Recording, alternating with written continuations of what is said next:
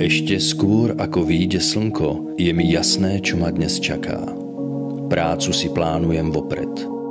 Nechcem nič podceniť, dobu denného svetla, ani rozmary počasia.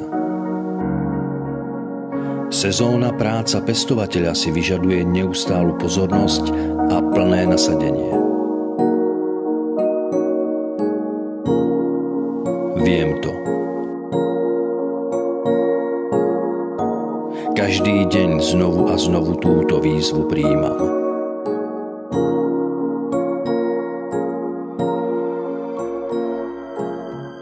Som na poli 13 hodín denne a viac, keď je treba.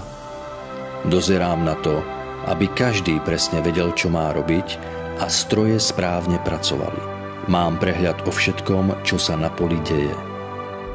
Roky sú nevyspytateľné, tak ako ľudia.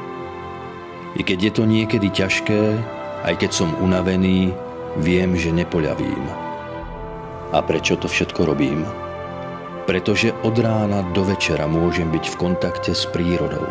Potom, keď za sebou vidím tie výsledky, už sa teším na ďalší rok, až zas budem pri tom, ako mi úroda rastie pod rukami. A ja môžem byť hrdý na to, že robím to, čo robím.